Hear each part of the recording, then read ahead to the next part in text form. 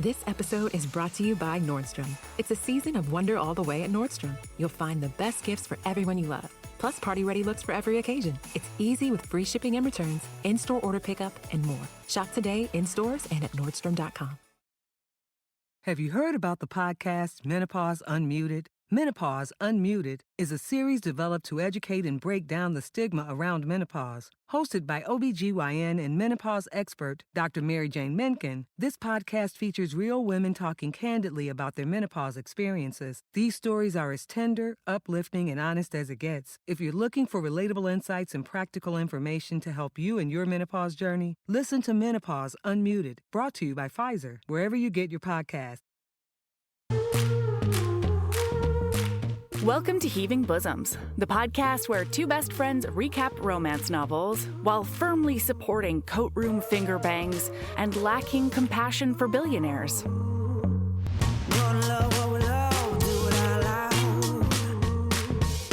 Stack our shelves with the clinches out.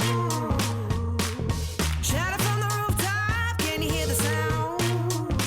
Yeah. Live your best life, love it out loud. Love it out loud. Happy Christmas week, HBs! This week on the bonus feeds, we're keeping the Yuletide cheer going with our recap of The Perfect Gift by Cleo Evans. We went into this novella completely blind, and we had a lot of feelings about it. It's a poly holiday romp that prompted a lot of logistics discussions that were super fun to break down.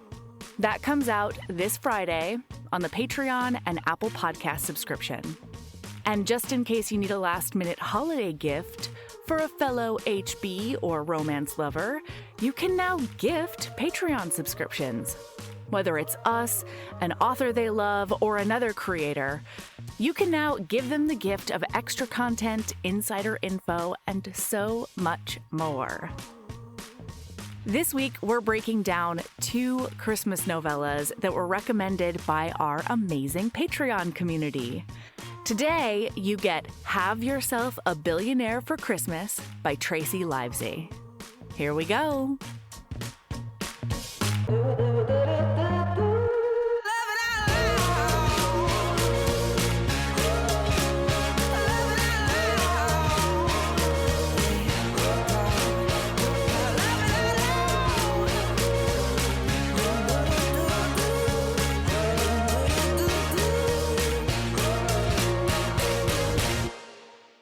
Hello, Sabrina. Happy Christmas week.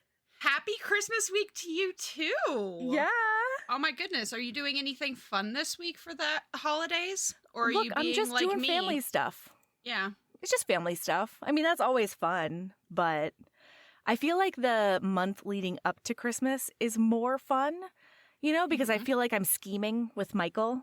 We're like scheming for the kids and stuff. Why am I not shocked that the part of Christmas that brings you a lot of joy is like that you get to like creep in the background and be like, hee hee hee. Yeah. I have a plot. Yeah, and I can hide stuff from them, and I have to intercept all the packages like a spy. Yeah. That would be the thing that you're like, oh, hell yeah. Meanwhile, I'm like, oh, awesome. A day where I'm just choosing to do nothing. I'm seeing nobody, and I'm doing nothing but buying a billion different types of potato to stick in the air fryer. Hell yeah. Hell yeah. I also, this year, Mel, would you like to, you already know a little bit because I've talked about it a little bit on the HB Discord. Okay. But this year, I have committed, and they should be, by the time this recording comes out, this should be realistic. Guess what I've done this year, Melody, for the first time in my life? Oh my God. I'm commissioning weird art of my dogs to send holiday cards. The theme is eggs, and that is... What? The theme is egg and 3 dogs, and that is all I am willing to share. Okay, so like, Mel, you even brought this up. Is it because of your one-use kitchen item that you bought? I just really love an egg. I'm in my egg era, Melody. Okay. Okay.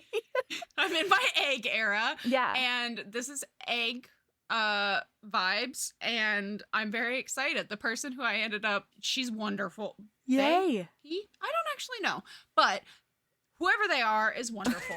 Yeah. Literally, when I told them my vibes, they were like, yeah, we can definitely do that. And I'm like, That yeah. is so Let's fucking exciting. go. You know what? There's not much that I love more than commissioning art. Like, yeah, this is my first time truly. like for me commissioning Mhm. art. Like I've done it before for like other little things and stuff like that, but not for just something like this where I was like, you know what? I'm going to do fucking holiday cards this year. And because I'm sending them out late and this is all last minute and they won't get there for forever, they're hope you enjoyed your holiday season cards. But like, no, I can't wait until you get yours. They're so stupid. I'm so excited. We commissioned a comic strip for our wedding save the date years and years ago. That was very fun. That was very, very fun. And then I gave Michael this like wall hanging. I cannot believe I didn't get one of those save the dates. I know. How fucking dare you? I know. If only we had known each other, you know? The fact that it did not, that you didn't know. If I can scare it up, you know, if I can find God, extras, I will put them in your Christmas package. Listener, Melody? Oh my God, I don't know why I didn't even think about the fact that we could talk about this. Okay, listener, do you remember how last year Melody was an absolute goddess and sent me those fucking cookies and they didn't have a full package of them at the store anymore? So she took out, she's a better person than I am, listener. She split a package she already owned and My sent last me package. cookies. Yeah. And this year, I still have some because I have been like, okay, you can have like 2 a month. And then that means that next holiday season, you can eat all of them. You can have like 2 a month and then you get like 10 for December. Ooh. And I did that and it was wonderful. And then Melody, this beautiful goddess of sunshine, beauty, wonder, fucking told me last week, the week before, I don't know, but they're in the store again. Yeah, they are. Melody bought me a whole package. Yeah. For me. Yeah. I'm excited for it. I did look like an absolute insane person, though, buying them, because I literally just walked up to the cash register with 4 of them. And I was like, look, you might think I'm stockpiling, and that's like not wrong, but I am. Did you actually say this to those people? I was like, I'm sending out care packages to people who don't have an Aldi. And they're like, okay, I literally do not care. Literally don't care. I don't give a shit. To be fair, there are weirder things you could have bought than 4 packages of cookies, you know? True. Very true. Okay, look. Y'all, we decided to do the same thing that we did for Halloween this Christmas. So we're doing 2 novellas. We went to the Patreon and we were like, let us know some of your favorite holiday reads. And we chose 2 novellas out of it. And so today we're doing the Billionaire's Christmas Curmudgeon Times by Tracey Livesay. Have a Billionaire for Christmas. That makes so much more sense. Livesay. Thank you. That makes so much more sense. And then Melody, if there's any time where you need to get the name right, it's when you're saying what we're doing.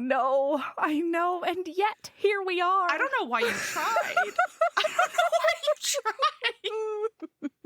And then tomorrow, we're doing the Navy SEALs Gender Essentialism Assault to Get a Bride. Oh, yeah, I'm going to let you go with that one. I'm going to let you go with that name because, wow.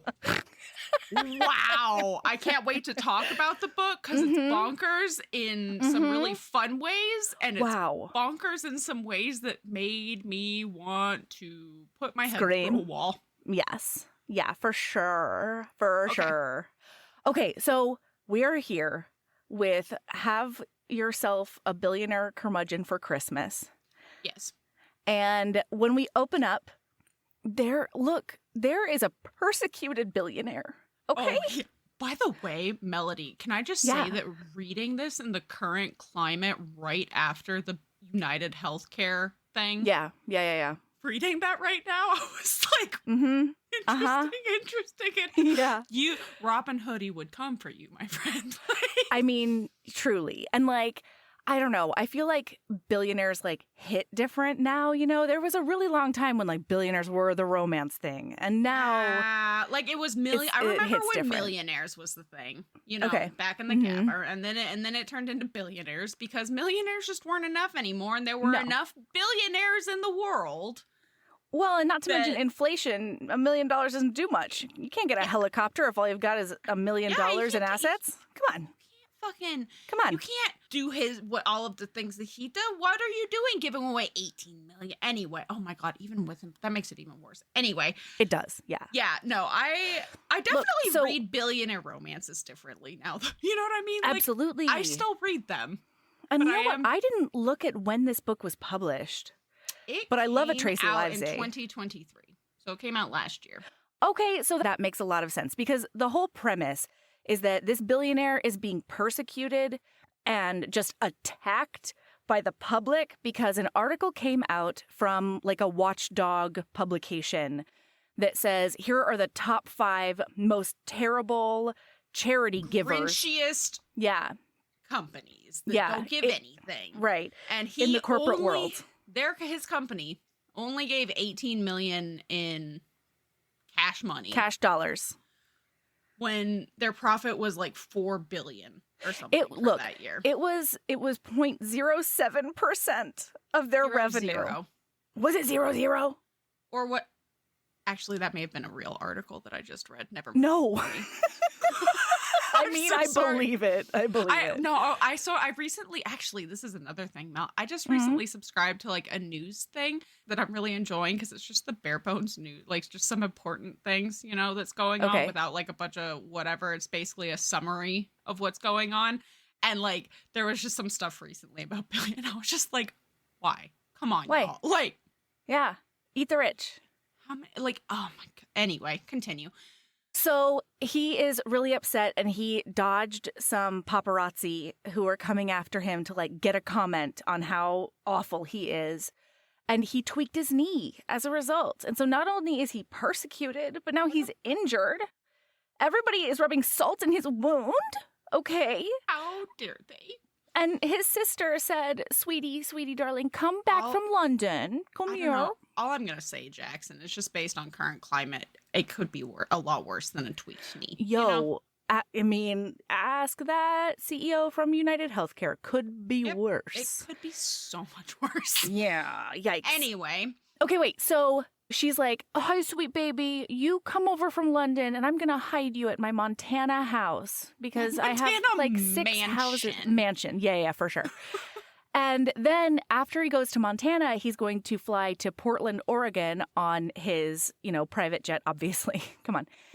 And then like the meeting is really important in Portland and it's meant to be like a couple of days before Christmas or something like that. Well, hang the fuck on. Yeah? No, this is not a meeting. This is him just dropping into Portland to try and talk to these people to save face. This is not a plan. He's like, he's like, you know what? I'm going to show up the day before Christmas Eve because that is the best time for me to show up and get FaceTime with the mayor and the what the fuck ever of Portland. Otherwise, they're traveling for holidays and he can't wait. Oh my God, spending time with their families? No. Don't ignore his phone calls. We need to talk. This couldn't be a Zoom.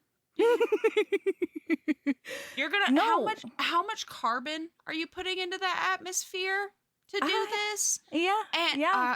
In this universe, I really want there to be a Twitter account that's just Jackson Randall's private jet.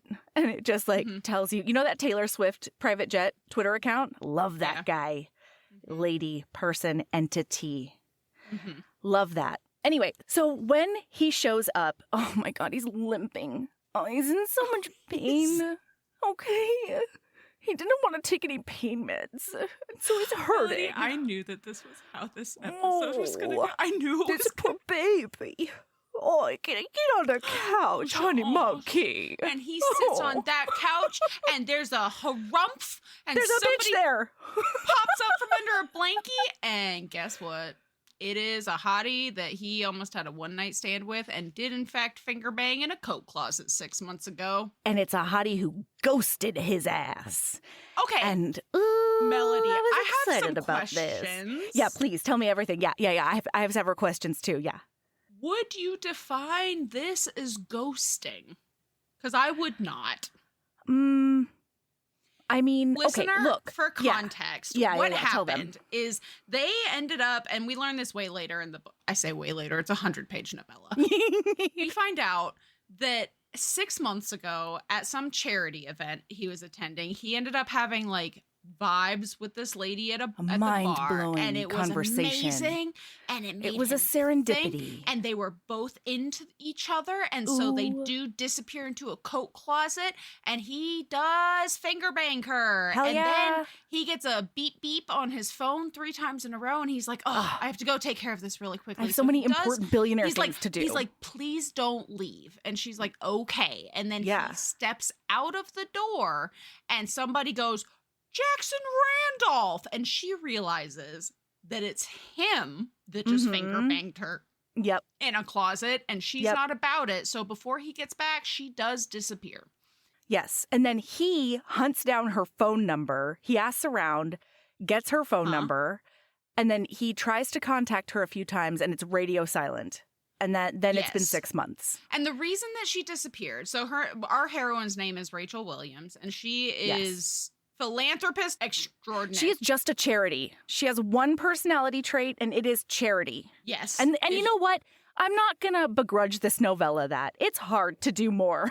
Like one thing in a character. I feel like in a novella, it's okay for every person to have one thing. You know what I mean? Like, there's not the room, right? Right. No. That's fine. But also, like, my God, Rachel.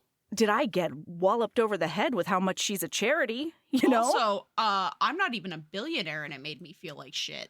I was like, So truly. There's so much more I could be doing. I know. I feel so guilty. I know. We find out the reason she's here is she has a stalker back in New York City because she... DC. But that's fine. They both live in DC. They're both like housed in DC. Sorry. I'm so sorry. I'm reading another billionaire romance right now, ironically, and they live in New York City. Fair enough. Anyway, as I sit here and shit on billionaires, it's fine. I mean, look. I love a billionaire romance. I just do also constantly think to myself, eat the rich. The fuck. The entire time. Yeah.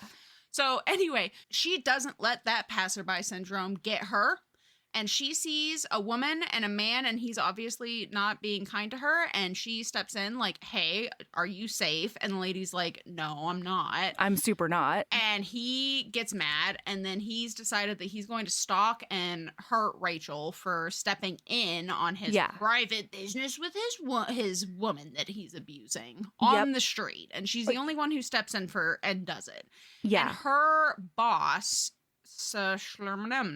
Yep. She is like, hey, I have a buddy who has a mountain... A Montana house. A little mountain getaway. Yeah. And you need to get out of town for a little while Yeah, so while the cops are just figuring you this out. cover the airfare, and then the mountain mansion is yours for free, no probsies. All right? Mm-hmm. You stay there for like a week. Look, she's so much of a charity that she shows up to this remote mountain mansion and then has already set up a day in this brand new town to volunteer at a women's shelter. Yep. And I'm like, God damn it. If I was at a mountain mansion, my first thought would not be volunteer at a women's shelter. My first thought would be like, is there a massage? Or like, can I get a yoga class? My first thought would be, oh my God, can I get food delivered here? No, we're terrible. We're horrible. Can I get grocery delivery? I'm not cooking. Yeah. Yeah. Can I get my pot stickers? You know what, though? I donate more than 0.07% of my earnings to charity, though. So at least I'm better than Jackson. Yeah. Okay. Not same. We're just going to sit on our high horses over here. Over here. I don't even 0.07 is yeah, that's a laughable.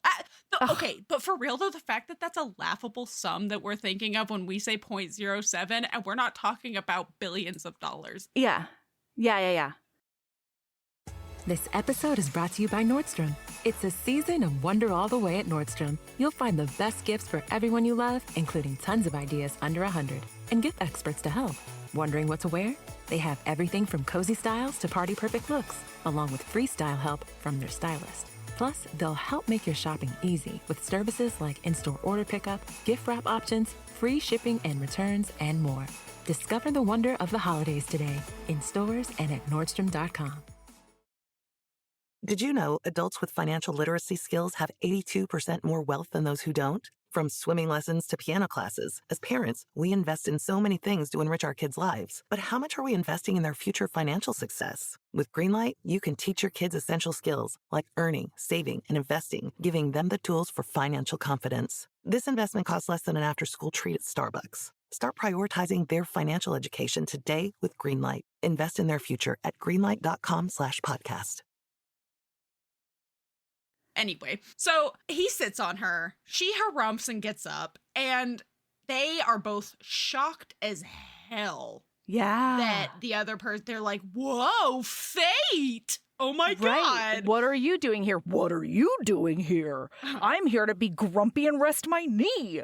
And she's like, I'm here for none of your fucking business, dude. But like, I'm here because I have permission and that's all. So he's like, you cannot be here. You're too sexy for life. And I can't handle it while I'm so grumpy. You have to leave tomorrow. He tells her to get the fuck out. You gotta go. You gotta find somewhere else to stay tomorrow. It's wild. And she is like real mad about it. And doesn't he in this conversation ask her a little bit about like why she disappeared? Or like he makes fun of her for disappearing, or there's something that he does.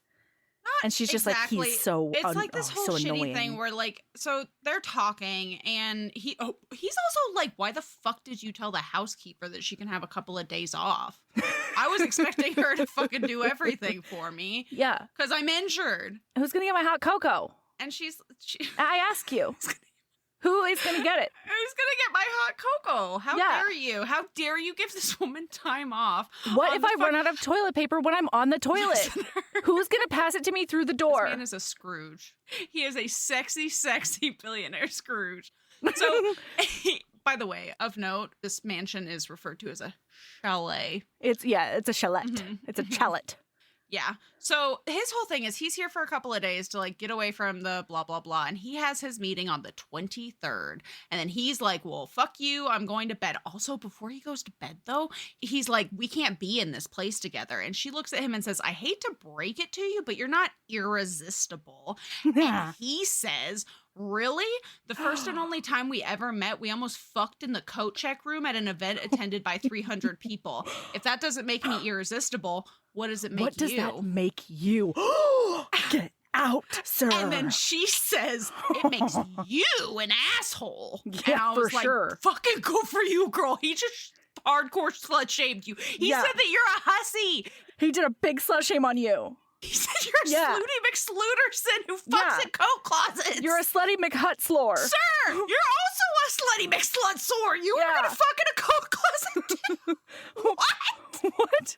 In fact, you went outside to have a business meeting with cum all over your hand while she sat in a coat closet. Oh my God, I didn't even think about that. But yeah, you're right. Yeah, fully covered in cum. You probably reeked of sex, my dude. Like, what? Oh my God. Okay, wait. During this conversation at some point, he's like telling her about the business meeting and he says, in business, people tend to accommodate me. I'm kind of a big deal. And she says, in your own mind, he narrowed his eyes. That's not what you moaned in my ear when you confirmed my size for yourself. Get out. I'm not going to lie. Melody, I did not hate. You didn't hate it? Either of the books that we read. Okay. However, I enjoyed hate adjacenting them. Okay, yeah. Does that make sense? Like, I didn't hate either, but I really enjoyed both books, actually, Mm-hmm. for what they were, right? But, like, I definitely, the whole time, my jaw was just dropped. I was like, are you fucking kidding me right now? Oh, my God. Novellas are so good for that, too, because they're just 100 pages of just, what the fuck? Yeah, you're just thrown into the deep end.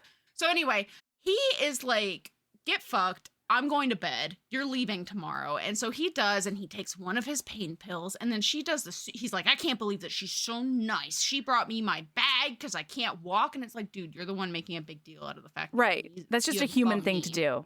That's just a normal human thing. Well, hang on, though. Some of the conversations that they have in this book had me going, what? Pardon? What? Okay. But anyway, so he leaves, and now she's thinking about him, and she's like, oh my goodness, what a shitty rich businessman, which, like, accurate. And then she said one of the most fantastic lines I've ever read in a fucking book. I want art of this.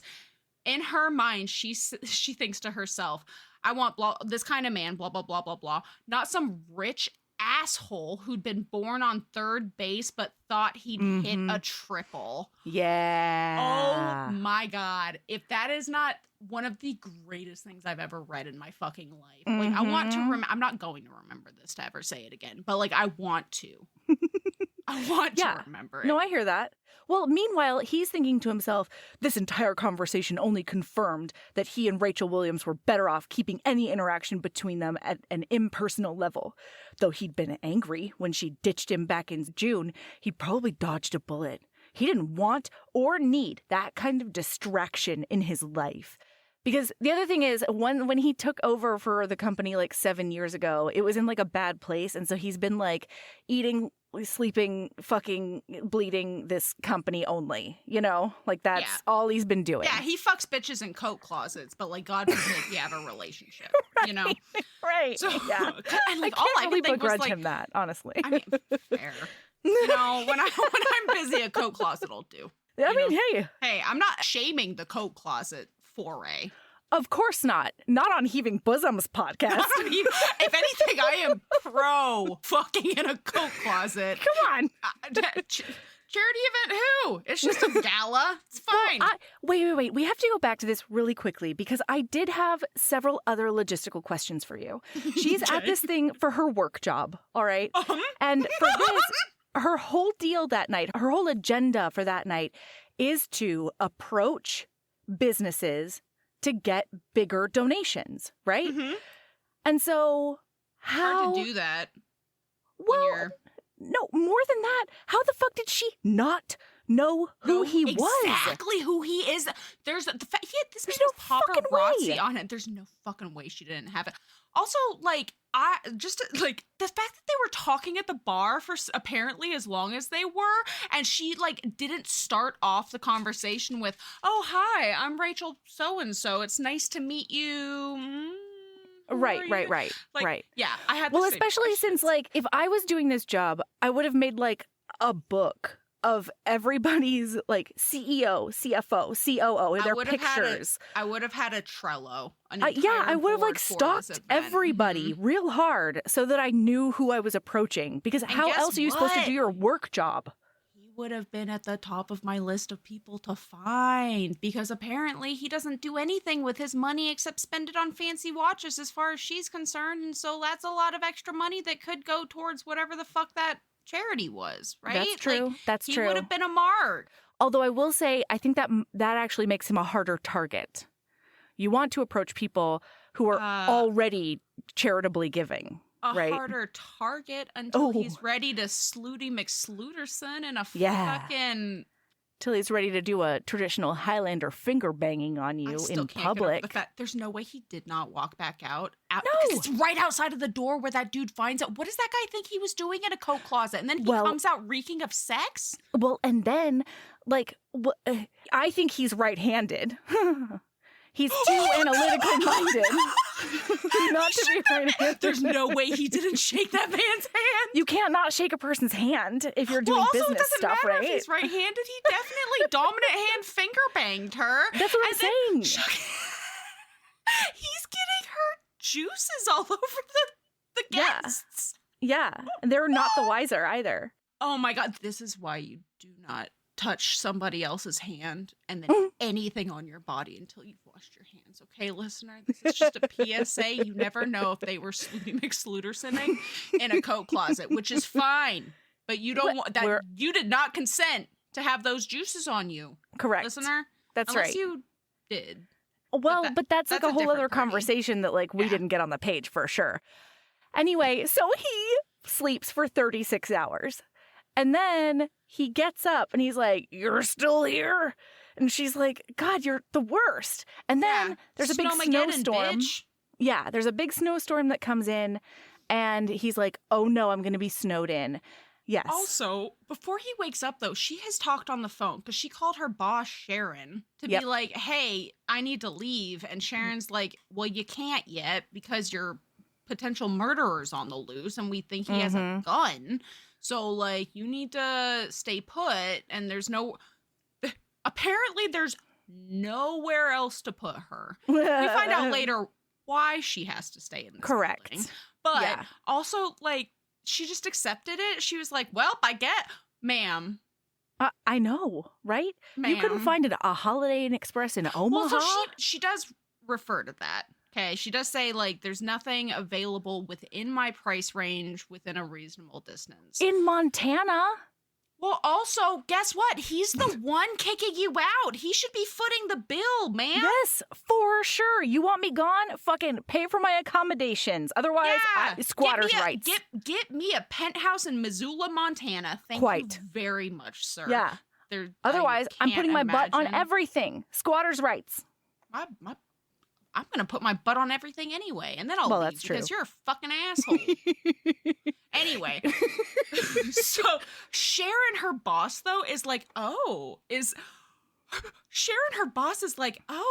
he's the guy from the gala. And I'm like, you told your boss? Shit. Wow. Rachel and Sharon have a special relationship. You told her that you let a man finger bang you in the closet?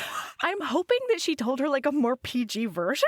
I think that she did. If I remember right, it's like referred to as like she knew that something had happened with some guy. And Sharon's like, "Oh, what? No. Wow. What a coinky dink." That's Listener, crazy. There's no way that Mel and I are going to be able to keep it under wraps. This is a setup. It's a setup, hard. It's a hardcore thing is setup. A setup between his sister and Sharon. And her boss. Yeah.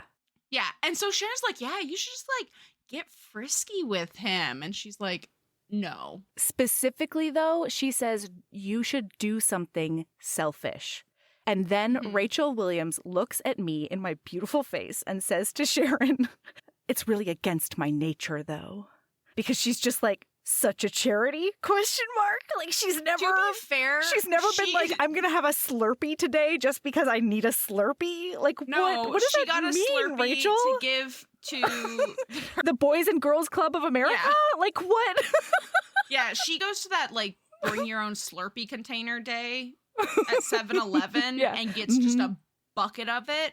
She gets a cooler of Slurpee at the YMCA. She's like, "Hey kids, stoling it out, scooping it out of that cooler. Grab a straw."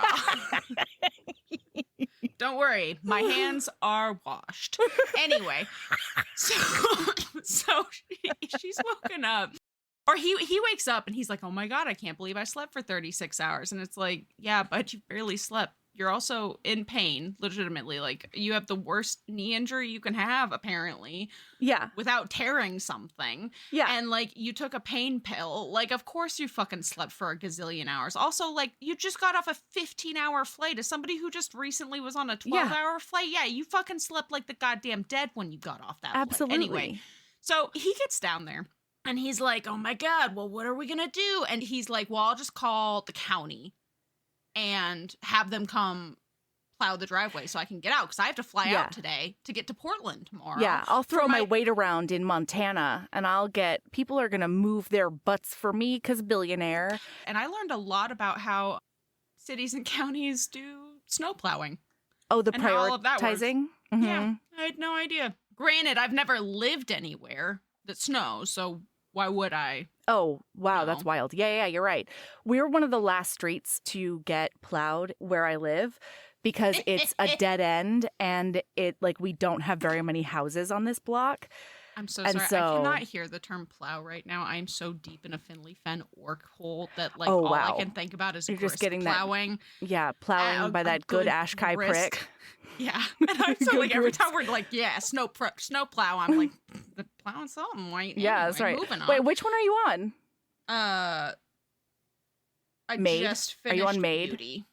Beauty. Next up is Widow and the Orc. I haven't decided if I'm jumping to Widow and the Orcs or if I'm going to do Kest's book next. I'm probably going to just finish up Widow and the Orcs and then flip-flop over. Oh my God. Can we just have a friend call where we talk about Beauty and the Orcs and you remind me what happened? Because I have big picture ideas, but not. Lord Grisk? Oh my God. Oh my God. I forgot that Varen. Yeah. And also, this is the second orc book in a row where there's not he doesn't betray her. No, they betray each other. Literally in this book, fucking Rosa or librarian girl is like, how did he betray you though? And she's like, he didn't. And she's like, I can't have to rewrite this whole manual because one orc wasn't a shithead to his woman. It was so fucking funny. It's very funny. But we can't go down this rabbit hole. But the original sin was Thrain abandoning her. Granted, he didn't know for sure that he got her pregnant, but if you spew in them, and you're an orc, you definitely got him pregnant. It doesn't matter if they're not ovulating. No, we'll have. We're, you know what? I'm gonna give you a quickie on the beauty. Yes, we're gonna do that anyway. Oh my God, fucking dream come true. Okay, sorry. Yeah, because Hello, that we're is back. not how that happened. So anyway, moving on. Yeah, so she's like, hey, they're going to do the things in this order. There's not really a way for you to go around it. And then he's like, private company. And she's like, you're not even going to get a private company out here because the road to get here will not have been plowed yet. And so then he's freaking out. Wild. There's a break in the storm. And he's like, you know what I'm going to do? I'm going to walk into the distance. I don't even know what he was trying to accomplish. Was he trying to see how long the driveway is? No, what? What's he doing out had a there? lot of questions. This was definitely something done for romance reasons. Right? Well, and I think it was done just to show what a nutter butter he is and how he can't sit still when it comes to getting his way. So one of those things, Tracey Livesay did a great job of this. By the end of this book, I understood both of their Oh, absolutely. drives. Yeah. And so this was a very good sign of he had to do everything that he could to make sure that there was absolutely nothing he could do, right? Before he could accept that he was stuck. But the notion that he was going to hike however many miles, 20 miles to the nearest civilization in order to then get to the airport, in order to then get to, come on. He's just a dumbass. But anyway, it starts snowing while he's out there. And he's like, oh no, she told me that I would die out here if I did this. And then I did this, and now I will die. Listener, this is his third Ghost of Christmas Past. Yes, it is. He is like, I'm going to die. And he literally, he thinks oh my God. He's like, I may as well sit down. So he thinks, was this divine? Because he's trying to walk back and he gets lost. It's snowing so bad that he can't see enough to see the house. Yeah. As somebody who has never It's terrifying. been in a snowstorm before, I have barely seen snow falling, right? I've seen snow fall. It's terrifying. When you can only see a foot in front of your face. One time That blows my mind. There's been a couple of times actually where it's not only been snow, but I've driven through a blizzard where I had to pull over because nobody could see a foot in front of the windshield. We get rain like that. Yes, and I've been rained in the South. Yeah. Yeah. All of it's terrible. There was one time. Oh my God, Mel! There was one time on my way back from Little Rock. It was raining so bad, and then we got a tornado. Warning. Not a watch, a warning. Yeah. Which means that that's just something is touching down. Yeah. More than likely. And I was in the middle of fucking nowhere, just open God. plains with one fucking overpass, and there were 6 cars. All of us were trying to park and just hide under this overpass waiting for the You were just waiting for a warning. cow to fly by. Yeah, Oh, it was no. Twister. It was awful, especially 'cause I hate driving in rain like that. Like, I'm used to it after 13 years Sure. of living in the South, but having grown up in Southern California, Yeah. it gives me so much anxiety. Yeah, absolutely. This episode is brought to you by Nordstrom. It's a season of wonder all the way at Nordstrom. You'll find the best gifts for everyone you love, plus party-ready looks for every occasion. It's easy with free shipping and returns, in-store order pickup, and more. Shop today in stores and at Nordstrom.com. Did you know that parents rank financial literacy as the #1 most difficult life skill to teach? Meet Greenlight, the debit card and money app for families. With Greenlight, you can set up chores, automate allowance, and keep an eye on your kids' spending with real-time notifications. Kids learn to earn, save, and spend wisely, and parents can rest easy knowing their kids are learning about money with guardrails in place. Sign up for Greenlight today at greenlight.com/podcast. So he literally thinks to himself, was this divine justice? The media would spin it as such. Weeks after his company made the corporate Grinch list, Jackson Randolph IV died in a snowstorm. And that, ladies and gentlemen, is what we call karma. Was that how he'd be remembered? The sudden realization that he'd only be missed by his sister and his employees' pension pan struck him as depressing. Is that what he'd sacrificed everything for? Would the sum of his life's worth come down to some malls and town centers? Was that the legacy he wanted to leave behind? And listener, in the current climate, yeah, that's exactly what would happen. We're witnessing it right now. Right. I mean, I don't know that we are, you know. What I'm saying is maybe I'm cynical, but I don't think there's a CEO in the goddamn world who's going to look at what just happened and say, we're going to change our ways and be better and like whatever. They're just going to hire more security. No, absolutely. I'm Yeah. saying, though, that, like, yeah, that is what you're going to be remembered for, bud. Oh, Like- I see what Yeah, you mean. no, I'm not I thought you saying- meant like the come to Scrooge moment, you know, the come to Third Ghost of Christmas moment. Anyway. Yeah. So look, the chains are rattling, all right? And he doesn't know where to go. And so then she is inside and she's like, oh my God, I have to By go the save way- my man. What? Specifically, after all, like, while he's out there, though, he's like, if he managed to make it out of this alive, he'd tell her how he felt. He'd admit how much their Yeah. differences intrigued him, how her conviction forced him to consider other perspectives, and how hurt he'd been by her rejection. And he'd do whatever it took to convince her to give him another chance. Right. Meanwhile, she's inside getting on a neon bunny suit in order to get out there and save him because he might be an asshole, but he is still a human being and she doesn't want him to freeze in the wilderness. Yes. Mm-hmm. Yeah. So she goes out there. She is very smart and she ties a rope to the front porch and then goes out there and manages to find him, leads him back to the house. Come here, you stupid ducky, and come on in. And then she gets him. It's a mama duck Here, being you like, stupid ducky. yeah, you stupid ducky. Get back with your brothers. Yeah. Okay. Didn't you know that the translation of Mama Duck said quack, quack, quack, quack is come here, you stupid ducky? I did not. Thank you for the knowledge. You're welcome. Listener, you learn new things every day. That was in the How to Run a Daycare manual, by the way. So that's how I learned that. Word for word? Is Yeah, it there yeah. like that? Yeah, absolutely. Nobody fact check that. Continue. So he gets inside and oh my God, there's this visual later on, but right now he's just like a shell-shocked husk of a person, okay, because he faced death. And she's like getting him tea and he's wrapped up completely in a blanket, like all above his head and like all around his body. Maybe this is because I've never been in a snowstorm, right? This felt like a lot.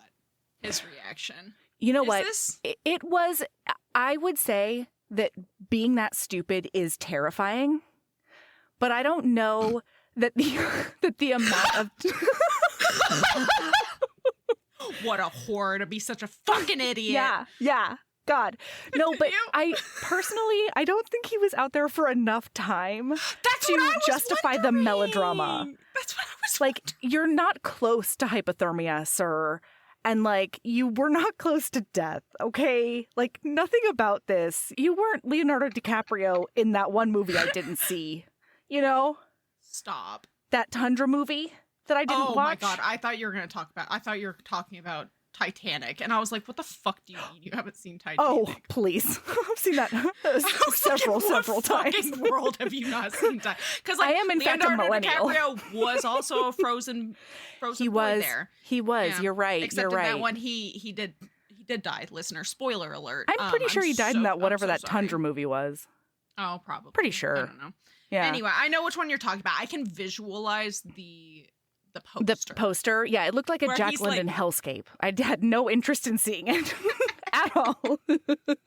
Unsurprising, but anyway, continue. Okay, so yeah, she has him all bundled, and she's like tending to him. Tying him. Yeah, and he's like, I can't believe that you came out there for me. And she's like, why would you ever say that? I don't want you to die. And he's like, yeah, but you were safe in here. And so you made the sacrifice to go out there and find me. So this was the conversation that I wanted to ask you. I have a lot of questions about this conversation. How many people has Jackson murdered through negligence? Sabrina, how many? The fact that both of them, one, he was so shocked that she would help another human Yeah. in a logical He couldn't way. fathom it. He couldn't fathom it. But two, the fact that she's like, there is literally not a single situation in which I would not throw my life aside for another human being. It's true. I would die for another person. And she's like, is there nobody you would ever do something for? And he's just like, no, Not there's even not. close. Not even close. And she's like, I would lay down my life for a person to cross the street. Basically. Yeah. Like, they're such extremes. I Melody. mean, and that's what you got to do in like a category length novella. You know what I mean? And I didn't begrudge it, but she did go very quickly from charity to martyr. Yeah, that's exactly. Yeah. She's like, I would lay down my life for somebody with a bruised knee. That's right. You need me to lay down in that puddle so you can walk over me? Absolutely. Here we go. She's like, make sure that everybody gets a good step in. Are you wearing suede, sir? You can't get that wet. Make sure to walk across my body, please. Oh my God, it was delightful. It was great. Listener, we're making fun of this so hard, but like, it was It was very fun. It was very fun. Yeah. So anyway, so now he's like, hey, I've decided. Oh my God, this was so cringe. And I loved it so much. Tracey Livesay, thank you for writing this specific line. Okay, hold on. Oh, I Because- cannot wait. He says, you've inspired me. And like the near-death experience inspired me. And so I want to be a giver. And she says, Jackson, I have no interest in your money. I don't want your money. And he says, he says, I want to give to you. And she goes, I don't want your money. He believed her. Even in the short time together, he knew she cared very little about his wealth outside of how he could use it to help others. I'm not offering you money. I want to give you something you might find more enjoyable. I'm offering you pleasure. I have that highlighted too. It's incredible. It was the best thing ever. It was the most perfect thing It was I've ever the best read in thing my ever. life. And oh my God. Of note, really quickly, Mm-hmm. leading up to this, he does, while he's snuggled under those blankets, tell her about all of the things that the company does to make things better for people that is not monetary. And she's like, from a PR perspective, Right. you need to tell people about that because everybody looks at you and thinks you're a piece of shit. But Yeah. blah, blah, blah, blah, blah. I mean, I'm kind of in Jackson's camp on this one. I am too, because all I could think this entire time was, because I knew, you know that he's going to turn out not to be an asshole by the end of the book, right? I mean, We're gonna I don't know learn about that. something. Because, Well, like, yeah, I but mean, we're going to learn something that he's not actually some kind of fucking Scrooge in a 100-page book. basically what he says is that that was just the monetary sum. But apparently he like donates computers to like libraries and blah, blah, blah, blah, blah. Well, and she's like, you need to tell people about that. And he's like, why is it not enough that I just do it? Right. I don't need to make a big deal out of it. And Yeah. that is one of my biggest things as far as when it comes to like charity. Like it feels I don't want to like, send out a it's that- press release every time I do something like Something that. kind, That feels right? weird. Yeah. Yeah, well, it looks like you're doing it for publicity purposes. You know what I mean? And it's like, Well, I mean, and like unless you're doing it in order to like raise more money, that's one thing. yeah, But just to be like, look at me, It's I'm just- patting myself on the back. Granted, she It's also has a good complicated. point because, you know, she's like, that's also a way for you to like, you know, court other customers who find stuff like that to be important like, when they're she thinking brought up a- about. she brought up a good point that like our generations, like especially the generations below us, they give a lot of shits about what they're like, what the companies that we give our money to, what they do with that money. You know, Yeah. like I know Yeah. I think about that. I don't. Oh my God, I'm so sorry. I forgot the other part of this because after he says, I want to give you pleasure, she says, like, why though? And she says, is it because I saved you in the snowstorm? And he goes, it was a factor. Disappointment tinged with anger flared up in her belly. While offering to fuck me to express your gratitude is certainly novel, it isn't necessary. A gift basket would suffice. And then we've got one of my favorite things in the whole wide world, yelling at someone about how awesome they are. I was thinking about you this entire fucking time when I was reading this. Listener, he says, damn it, Rachel. He grabbed her arm and spun her back to face him. I meant that almost dying and thinking I'd never see you again had shifted my perspective and made me realize I don't want to live with regret. Yeah. And I know if I don't show you how I feel, I'll always regret it. I'm not suggesting this out of some sort of misplaced gratitude. I'm doing it because you're one of the most caring and compassionate women I know. Because you're beautiful, Yeah. smart, funny, and brave. And the way you give your all to the causes you believe in inspires me to do better. To be better. Yeah. But mainly I'm doing it because I want you so goddamned much I can't see straight. I'm blind And I'd now. love nothing more than to drop to my knees and worship every single inch of your body. Yeah, Rachel, take that. I was thinking about you the entire time I was highlighting that It's melody. so funny. And then she thinks to herself, be selfish. Do something frivolous, strictly for your benefit. Have a fling. Her boss's advice rang through her mind. Say less, Sharon. Say less, Sharon was also one of my favorite lines. God, this novella is a gem. It's delightful. Yeah. So anyway, she's like, what would that involve? And he's like, well, it's just like anything you want, but I would love to suggest putting my mouth on your clit. I don't know how you feel about that. Yeah. Like, give me some feedback. So they have basically 48 hours of just nonstop sex. Right. Is what happens, and him like pleasuring her. Oh my God, one of my favorite things. Oh my God, because this was like so real. She's on the couch and he's going down on her, and like at some point she's like, "You can stop. You don't have to keep going." And he's like, oh God, yeah. Why would I not keep going?" And she's like, "I know that it's taking a long time, Right. If you don't and want to he's- keep going, like, it's fine. Yeah, like you don't have to keep going." And like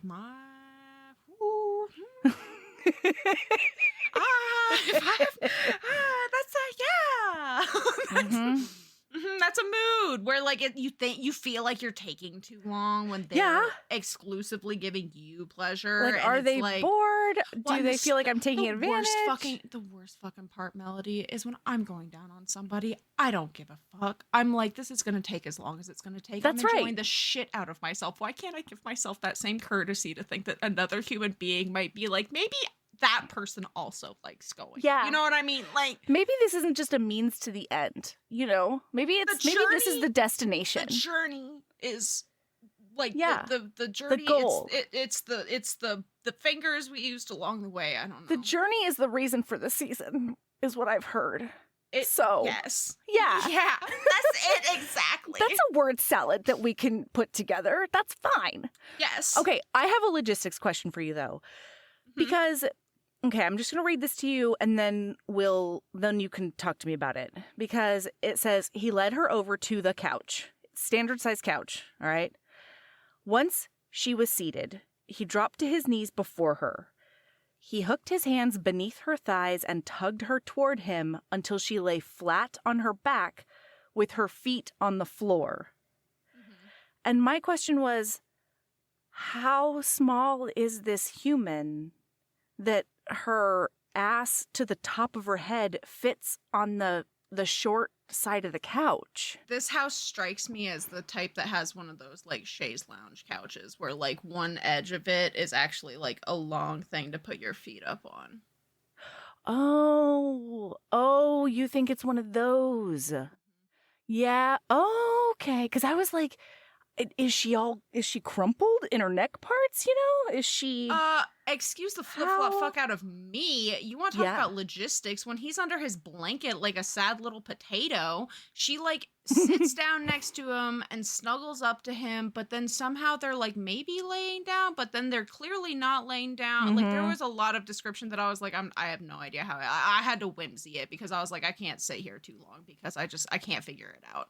Yeah. But yeah, no, that's what I imagined. Yep. Like, that makes so much more sense because I was trying to make it work in any kind of way. You just forgot that kind of couch exists. And I own one. I feel like a dumbass. Yeah, this is definitely a house that, like, it's probably a really fancy one. He's gonna have to get that couch dry cleaned after, you know what? He's probably not doing shit. He did shake that man's hand with cum all over it. So, like, he's probably not doing squat. It's true. Oh my God. I also just need listener to get this visual because I don't know that I could come back from it, if I'm being honest with you. And that is after he goes out and he almost dies, okay, in the wilderness. And he's trying to warm back up and he's got his tea in his blanket. It says, she stopped and turned to find he stood and wrapped the blanket around him so that only his face was visible. And I just pictured this like 6 foot man with just like a face window. And the rest of it is all blanket. And I don't know if I could fuck that person afterwards.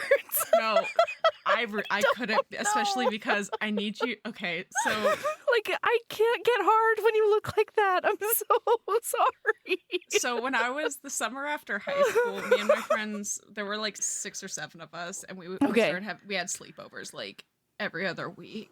Yes. And it became a thing.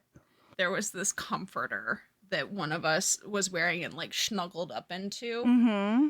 And I don't remember what started this, but one of us looked at the other and was like, your face is the clitoris. You look like a vagina. And it turned into a thing where from then on, every sleepover, we would just all be like that. And so now when I see somebody in a blanket like that, and all you can see is their face, I'm like, that's a vulva.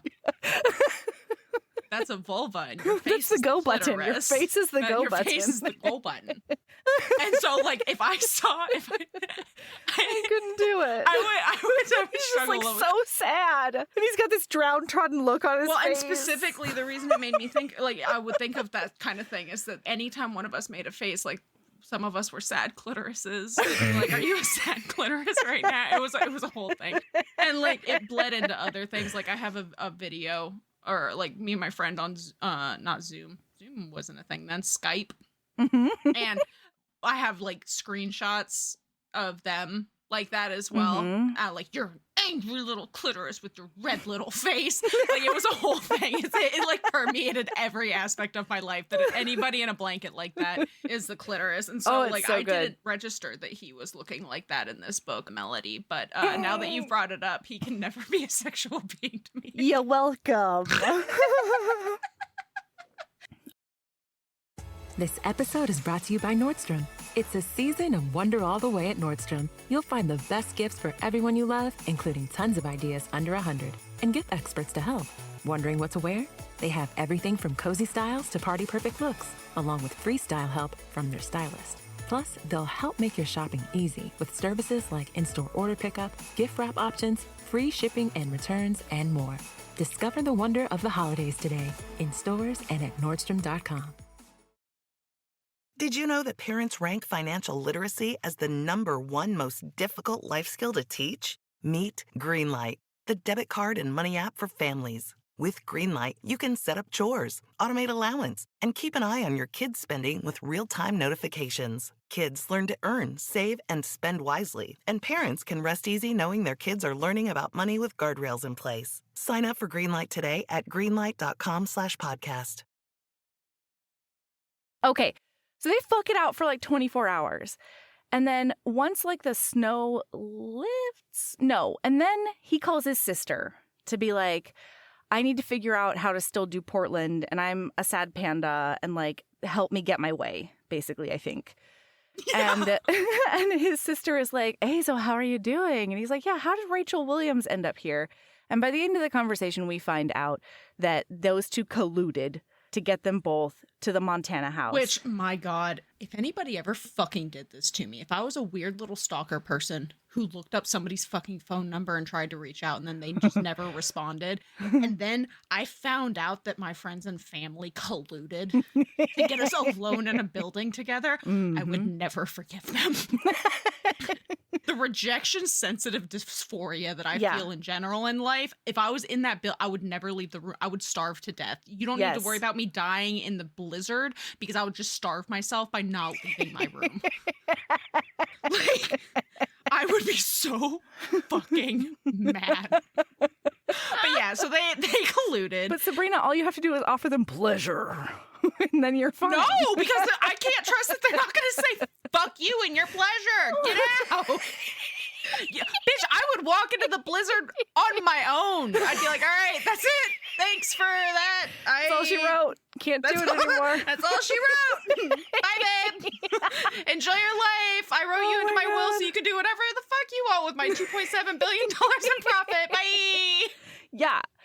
So she's thinking to herself, this is just a fling. And he's thinking to himself, I'm going to keep her forever. I'm going to marry this woman. I'm locking it down is what I'm doing. She makes me think that I am too much of a Scrooge and it's sexy. And I love it. I feel so bad about myself when I'm with her. She makes me feel so fucking guilty for all the things that I should have been doing in my life. Yeah. So then he's like trying to figure out a way to still get to Portland. He's going to get there like by the 28th or whatever. So then she is like, okay, so it's over, basically. Oh, and her stalker has been arrested, so she can go back to DC, no problem. But she still is going to do that volunteer thing that she signed up for, like tomorrow, ? And so basically she's like, well, I will see you never. And he's like, I have to figure out a way. Work. Yeah, I have to figure out a way to get her to see me again when we're both back in DC. And so he says, like, I'll fly to Portland. I'll send my jet back for you to Montana so that you can fly private to DC. Hashtag, what was that Twitter that you talked about, Mel? Jackson Randolph's private jet. Yeah. How about you just get her a first-class ticket, bud, on a plane that's already going there? Man, there's a couple of tweets. It's hilarious because it'll be like, Taylor Swift got in her private jet to fly 8 minutes to like somewhere really fucking close. It's hilarious. But also like it's terrible for the planet. What the fuck? Can you get on a plane for only 8 minutes? I don't know. Maybe it was 12. Listen, I don't know. A 12-minute flight on a private jet? Yeah, for sure. So she's like, no, we're too different. You are a shitty, money-guzzling billionaire asshole, and we're not going to work out. Yeah. And he's brokenhearted, but he's like, fine, but I'm not going to give up. And so he goes to pack, and there's a knock, because his driver's here. And he gets up to that door, and he's like, goodbye. And then he opens the door, and there's nobody there. And where is my driver? I sent him away. What? Oh, wait, before we get to that, can I tell them what he said to her? Because it makes no sense whatsoever, and I loved it. Yes. Okay. He says he took her hands. I thought my life would always be about RRG.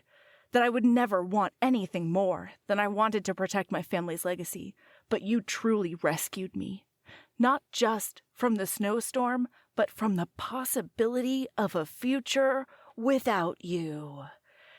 What does that mean? Because, like, no, she hasn't. She's currently telling you that you cannot have a future with her. She's looking you dead in your beautiful face and saying, we don't have a chance, bud. What the fuck, dude? Your sister rescued you from that, okay? Sharon rescued you from that. And, like, this is a great example of being born on third. It's and true. a cishet man. Because he's just like, you're looking me in my face and telling me that this is not a possibility. And I'm looking you in your face and telling you that the deal is done. Yep. It's so true. We're already married, actually. Yeah, it's done. This was it's so funny. It's so funny. It's so good. It's perfect for his character. It is. It truly is. So he's like, okay, well, you know what we should do then? I'm not going to Portland today. We're going to stay here. We're going to enjoy the holiday. I'll come with you to your toy drive thing, and then we'll fly to Portland that day instead. He's already made a plan. And she looks at him and she says, is it always that easy in your world? Oh, he cupped her face. It's not my world that makes it easy. It is. Yeah, what are you talking about? It is his world that makes it easy. Yeah, my world's not that easy. It's not my world that makes it easy. It's you in my world. I meant what I said about not living my life without you. As long as you feel the same way, we can overcome any obstacle. We balance each other, and that can only be a good thing. And I'm like, buddy, I'm pretty sure that what makes nothing an obstacle is the zeros in your bank. Yeah. Pretty sure she has nothing to do with it. If she has any say about it, you're gonna have significantly less money. Right? Yeah. And so, well, because meanwhile, I've been reading this whole book being like, lady, lock it down. And then you can influence where his money goes. This reminds me of that one Cressley Cole master book, or one of the ones where he's like, spend a bunch of money on me. And she's like, oh, but I can't. And you and I were both like, what you know how are you talking about? Money I would donate that fucking day. I'd be like, here's $500,000. Here's $500,000. There's $500,000. And you get $1 million. Like, oh my God. This is my vow to you. Melody, listener, this is my vow. If I ever marry a billionaire, he's going to be, or she, they are going to be a millionaire by the end of the year. Because I will be fucking throwing prenup, get fucked. Get fucked. Get fucked. I'm gonna need to be able. I am spending the hell out of your money on philanthropy. I'm gonna throw money at everything. Oh and my God. Also on myself, okay? Because self-care is good too. Jessica, Rachel, whatever her name is, Rachel Williams. That's another thing, is she's like, there's no way that she's gonna let him spend any money on her, right? Like, she's gonna be like, no, you did not need to buy me that $5 latte. Do you know who else could have really used those $5? Like, she is somebody who tortures herself. Yeah. 10,000%. And I love them both. They're both delightful. But also, like, ma'am, you're allowed to have a soy matcha latte every once in a while. You know what? Whip. Treat yourself. Yeah. Treat yourself. And, like, bet if I was married to a billionaire, soon to be a millionaire, I would treat the hell out of myself. Listen, I would give a lot of money away, but I would still have a private chef. And those are the choices I'm making. All right? Like, this is not. Come on. Yeah. Anyway. Mm-hmm. So, okay. So they live together forever. They get married. She all of a sudden is not only, okay, all right, so much has changed in the last year. Sources say that they may be getting married because he was seen visiting a bridal jeweler's shop. Oh, yeah, you're right. They're just boyfriend, girlfriend. But she is the head of his new philanthropy division of his company. Mm-hmm. So I'm like, yeah, exactly, Rachel. Great job. These are the moves you should be making. These are the moves. If you, like, listener, what we're saying is, if you really want to make a difference in the world of charity, go bag a billionaire. You need to gold dig your way to the top. Yes. Gold dig your way. Scrooge McDuck your way into their bed. All right. And then Scrooge McDuck your way to save the world.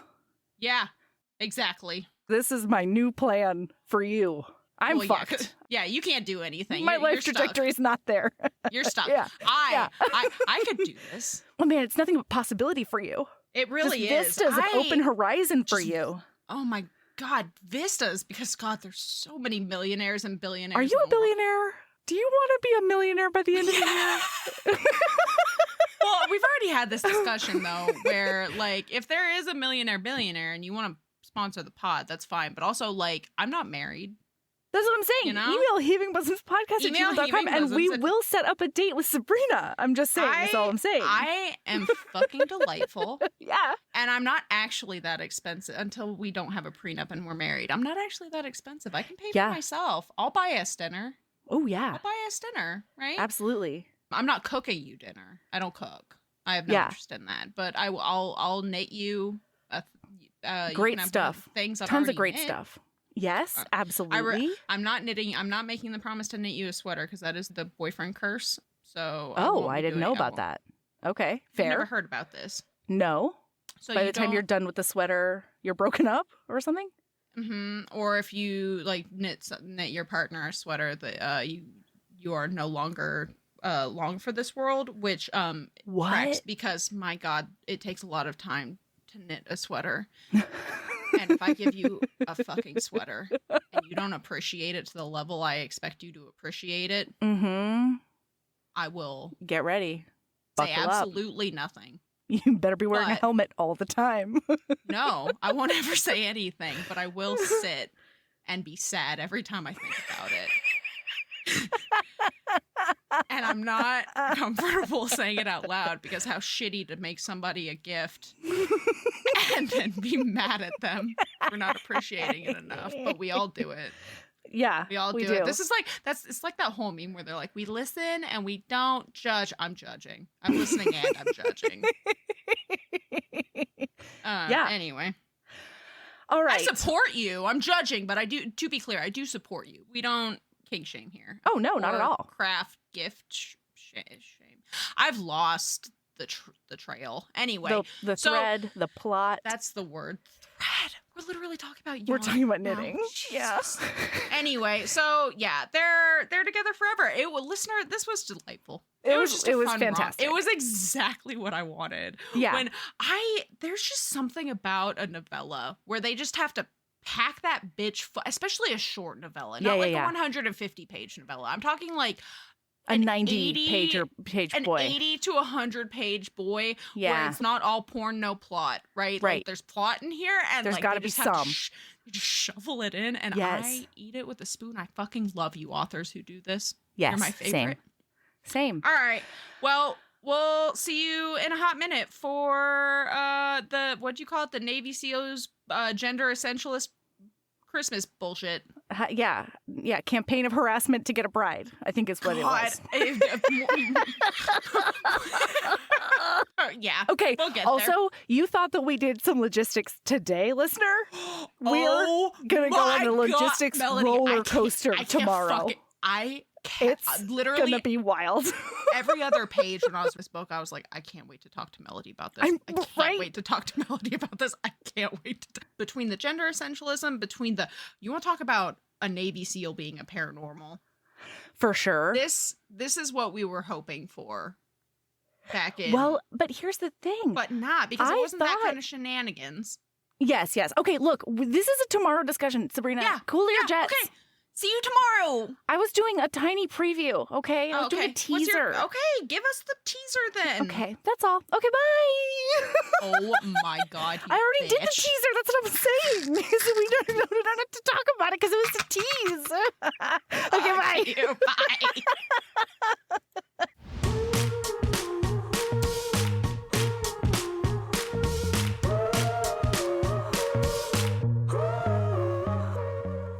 Thank you for joining us today. We'll be back tomorrow with The Navy SEAL's Christmas Bride by Cora Seaton. Heaving Bosoms is produced by us, Melody Carlisle and Sabrina Bradley. Editing is done by me, Melody Carlisle. Our theme music is by the incredible singer-songwriter Brittany Fonts, and our art is by the ultra-talented author Kate Pryor. If you like our show, remember to follow us on your favorite podcast app, rate us 5 stars, and leave a review. That one small action is a huge way to help the show. If you want to get in touch with us for advertising inquiries or anything else, you can email us at heavingbosomespodcast@gmail.com. If you want more of us, visit patreon.com/heavingbosomspodcast. You can also find us on Instagram at Heaving Bosoms, on TikTok at Heaving_Bosoms, and in our Facebook group, the Heaving Bosoms Geriatric Friendship Cult. See you tomorrow.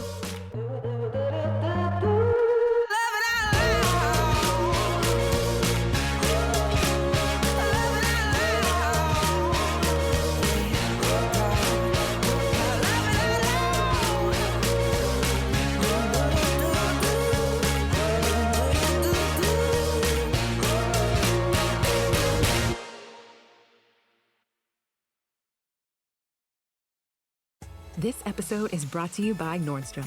It's a season of wonder all the way at Nordstrom. You'll find the best gifts for everyone you love, plus party-ready looks for every occasion. It's easy with free shipping and returns, in-store order pickup, and more. Shop today in stores and at Nordstrom.com. Did you know adults with financial literacy skills have 82% more wealth than those who don't? From swimming lessons to piano classes, as parents, we invest in so many things to enrich our kids' lives. But how much are we investing in their future financial success? With Greenlight, you can teach your kids essential skills like earning, saving, and investing, giving them the tools for financial confidence. This investment costs less than an after-school treat at Starbucks. Start prioritizing their financial education today with Greenlight. Invest in their future at greenlight.com/podcast.